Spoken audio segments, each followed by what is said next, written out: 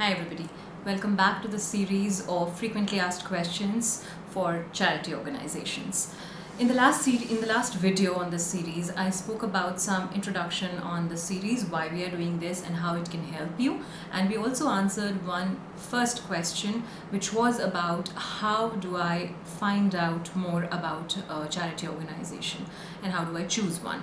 In this session, in this particular video, we're going to talk more about what to consider when you're making a choice about a charity organization that you want to collaborate with.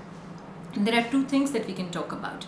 First and foremost is about how do you choose a charity organization that connects to your compassionate inclination. So if you have a compassion towards educating girl child, or towards saving infants, or towards supporting elderly, or towards supporting national calamities or natural calamities, or anything else, so depending on your compassion towards a particular cause, you should choose a charity organization that will make it easier for you to be able to donate that money and to be able to ensure that you do it consistently.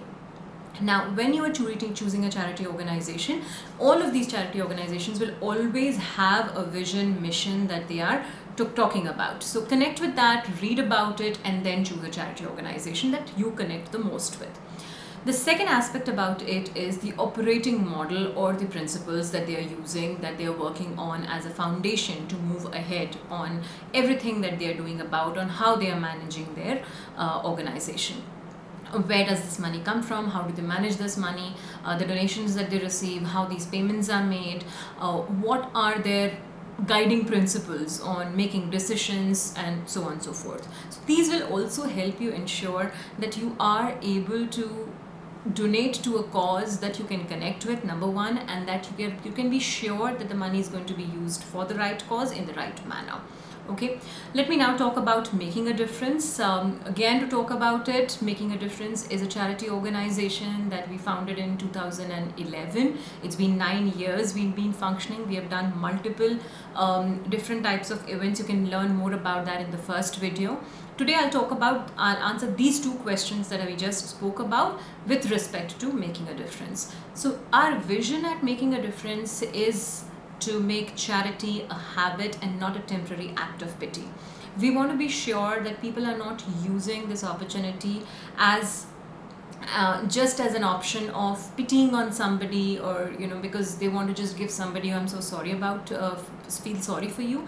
Rather, we want people to start thinking about it as a responsibility that they have towards the larger society on a whole.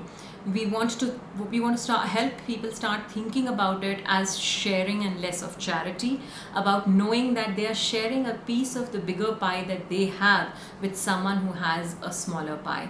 So that's our vision at Making a Difference, and all our decisions, all our initiatives are revolving around this vision that we have. Now, from our operating model and operating principle perspective, our operating model is very, very simple. We ensure two things for our donors. One is 100% charity, and two is the amount is received by the beneficiary directly. There's no middlemen involved. Now, how do we handle this? The first piece on 100% charity. 100% charity, it means that if you donate 100 rupees, that 100 rupees as is reaches our beneficiaries. So if you are donating for a girl child, it directly goes to the girl child. There are no deductions whatsoever that Making a Difference is doing from those 100 rupees that you have donated. How do we manage our administrative cost then? These administrative costs are catered to by or borne by our own admin members, our own board members.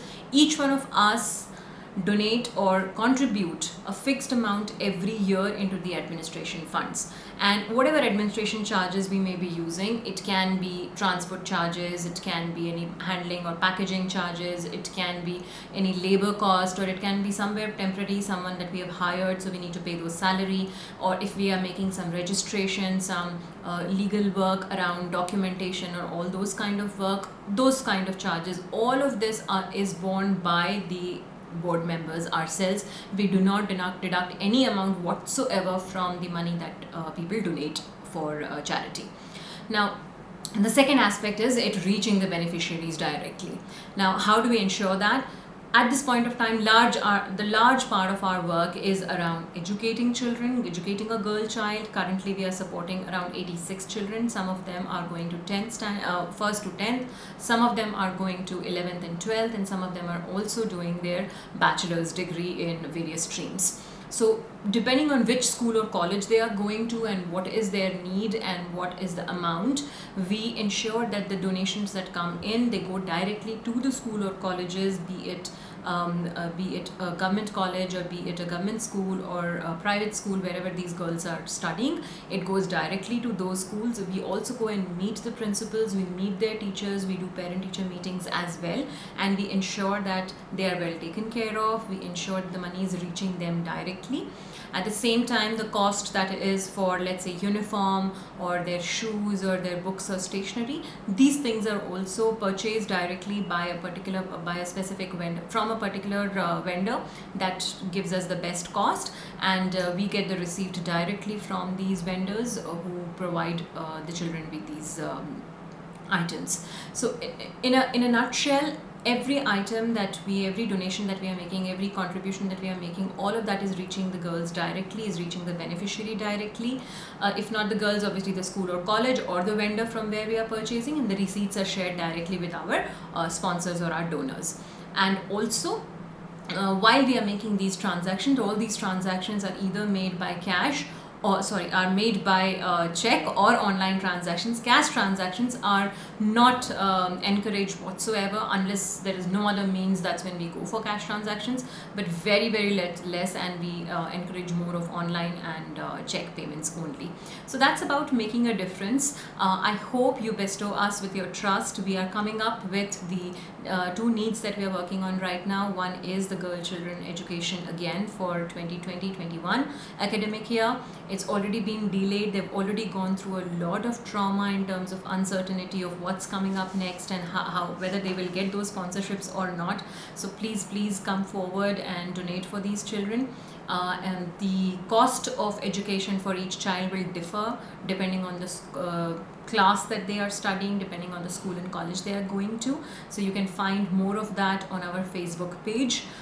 We keep sharing these posts and information about when the donations will begin, when the contributions are welcome, and how much is needed. So that is one need that we are working on right now. Another need that we are working on is stitching some uniform clothes for these guys, these girls, which they can wear at the orphanage that they are staying, to ensure that they are comfortable.